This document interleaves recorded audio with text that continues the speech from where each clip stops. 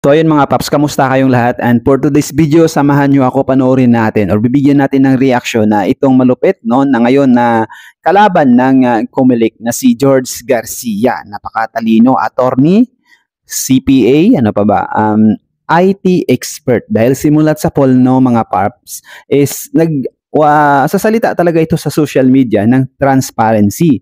Kumbaga, hindi siya takot na sabihin yung katotohanan at talagang makikita mo sa tao na may alam talaga.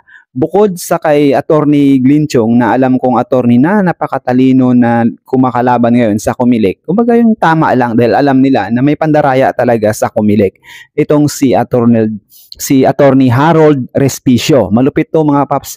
Ito panoorin natin yung video kahit hindi ka IT or kahit simple ka lang, no? Basta may utak ka.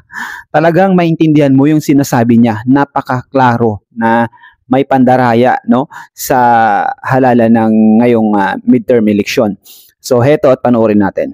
Dito po ako para manawagan na panagutin ang lahat ng mga gumawa ng kalokohan ngayong election process na ito. At sino ang dapat nating panagutin? Ang mga commissioner ng COMELEC. At paano natin sila pananagutin? Through impeachment. Anong sabi ng konstitusyon? Kapag binetray mo ang public trust, pwede kang ma-impeach. Paano binitray ng mga commissioner ng COMELEC ang public trust? Dalawa. Una, sabi ng batas, dapat simula pa lang linabas nyo na yung source code review report para makita namin kung yun mismo yung nakalagay sa makina. Pero kailan ninyo linabas? 2 araw bago mag-eleksyon. At nung nilabas ninyo, ano yung nandun sa source code review report? Version 3.4. Ano yung nandun sa mga automated counting machines sa buong Pilipinas? 3.5. COMELEC, pinagkatiwalaan po kayo ng taong bayan para kayo ang mag-conduct ng maayos na eleksyon sa ating bansa. At ang batas natin ay nagsaad ng mga measures para ma-ensure natin na ma-establish natin yung trust na iyon. Hindi nyo sinunod. Dahil belated kayo naglabas ng source code review report at yung nilagay ninyo sa makina ay hindi pa yun yung na-review doon sa audit. Traidor kaagad kayo sa tiwala ng taong bayan. Pangalawang pagka-traidor ng COMELEC, ang sabi ng batas, kada automated counting machine dapat diretso sa COMELEC servers at diretso sa mga transparency servers. Bakit yun ang sinabi ng batas? Para kapag mandadaya ang COMELEC sa kanyang data, huli ka agad ng mga transparency server. Pero ano ang ginawa ng COMELEC? Gumawa siya ng sarili niyang data center sa gitna, sariling server. Doon niya muna pinapadala yung mga data mula automated counting machines papunta sa gitna, dinedeli niya and then sa kanya ilalagay sa mga transparency server. So anong nangyari? Therefore, yung mga papuntang data papunta sa COMELEC server, pwede nang mabago ng COMELEC servers mismo at yung mga data na dumaan sa data center 3, pwede na rin nilang i-manipulate para mag-match sa linabas ng COMELEC server. Meron pa bang transparency? Wala na. Yung tiwala ng taong bayan through that batas na dapat simultaneously mo in real time na i-upload sa COMELEC servers at sa transparency servers yung result ng bawat makina, tinaydor po ninyo. Kitang-kita po yan sa tagal ng pagsisend ng mga transmission on election day. Gaano po katagal yung transmission between independent and individual automated counting machines papunta sa mga transparency servers? Ilang oras, umabot pa ng madaling araw. Gaano katagal nagtatransmit mula sa automated counting machines papunta sa mga COMELEC servers? Napakatagal din, may minuto, may oras. Depende sa lugar. Kapani-paniwala ba yung pangyayari yun? Hindi. Bakit? Ako mismo sa aming bayan, nag-manual upload kami ng data mula sa automated counting machines ng isang offline na automated counting machine namin doon sa probinsya. Nasilip ko na ina-upload pala ng isang automated counting machine 76 kilobytes lang. Napakaliit. Ang average speed ng mobile internet sa Pilipinas ay 35 megabytes per second. Doon sa munisipyo namin kung saan kami nagkakanvas noon, napakabilis ng internet. Ang pag-upload namin papunta pa lang sa COMELEC server, umabot ng minuto. Anong ibig sabihin nun? Meron silang ginagawang kalokohan sa gitna. Hindi yan problema ng signal, hindi yan problema ng network cables, hindi rin yan problema ng mga server computer kasi hindi ito 1990s, hindi ito 1980s.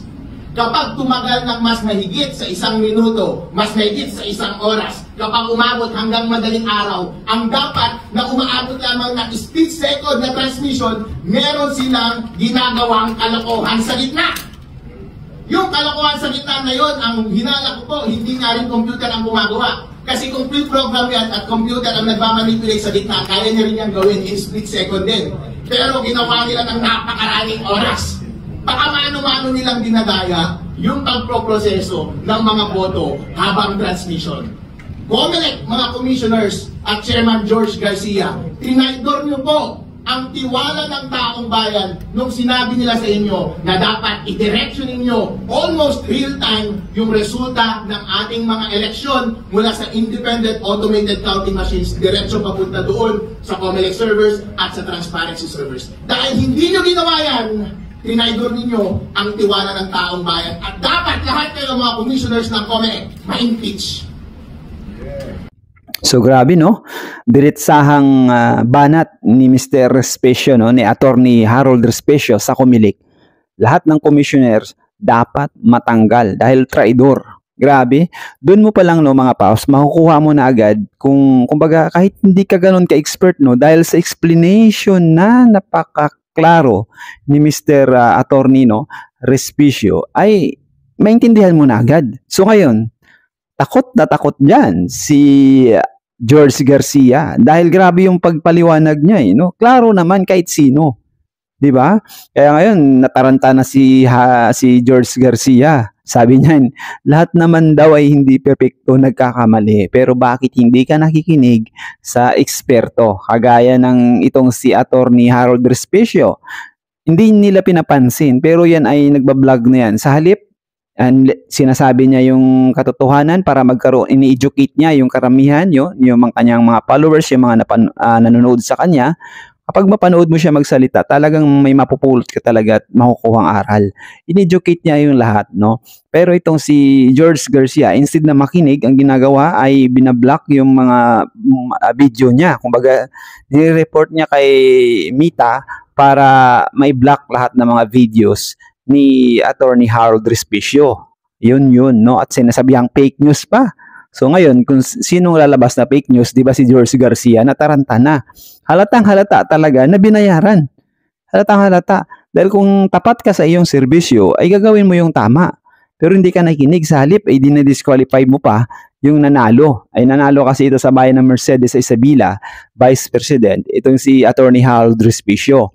At dahil nga dyan, no, sa mga isinisiwalat ni Attorney Harold Respecio, maraming taong bayan na, kumbaga, tumakbo ka ng senador, no, matalino eh, no. Dapat nga ito talagang sa commissioner, no, sa COMELEC, ito si Attorney Harold Respecio eh. Dahil may alam sa internet, sa IT.